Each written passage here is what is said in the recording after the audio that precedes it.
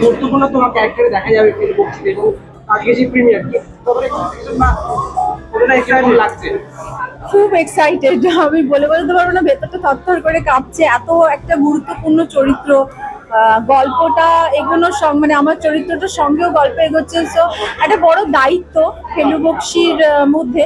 তো অবশ্যই এক্সাইটেড, টেনশনও আছে একটুখানি, দর্শকের কেমন লাগবে সেটা ভেবে আর কি। পরিমলের সাথে শুট করে কেমন লাগলো? পরিমল কেমন?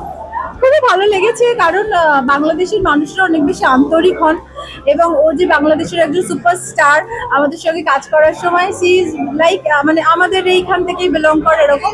তো আমরা খুব কমফোর্টেবলি কাজ করেছি। আর পরিচালক যে দেবরাজ, ওর ব্যাপারে যদি একটুখানি বলো, কি করে গাইড করেছে তোমাকে?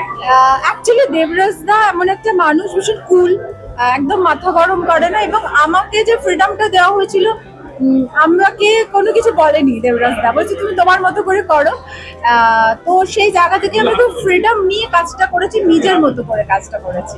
এখনকার দিনে অনেক বাংলা মানে তোমার গোয়েন্দা নির্ভর হয়ে পড়ছে, এই জায়গা থেকে আরো একটা নতুন গোয়েন্দা চরিত্র এটা নিয়ে কথা হয়েছে বা সৌন্দা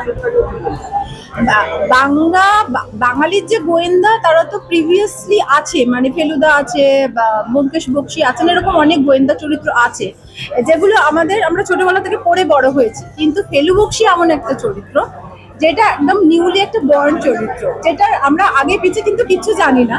তো সেই কারণে এটাকে আমার মনে হয় বাঙালির আরো বেশি অ্যাকসেপ্ট করা উচিত। বাট একদম একটা বাঙালি নতুন গোয়েন্দা ইন্ট্রোডিউস করছে, এবং অবশ্যই শো খুব খেটেছে এই ছবিটার জন্য।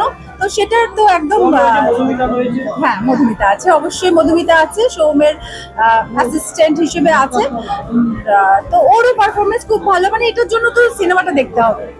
আর এই ছবিটা আজকে রিলিজ করার পর আমি যেটা ফেসবুকে দেখলাম যে অনেক জায়গায় অলমোস্ট হাউসফুল ট্যাগ দেখা যাচ্ছে, এটা তো একটা বড় পাওনা তোমাদের। হ্যাঁ, কারণ আমরা খুব আশাবাদী ছিলাম, কারণ ছবিটা সত্যি ভীষণ ভালো, পারিবারিক ছবি। আমি নিজে করেছি বলে নয়, একটা ভাইবস পাওয়া যায়, এতদিন ধরে কাজ করছি তো।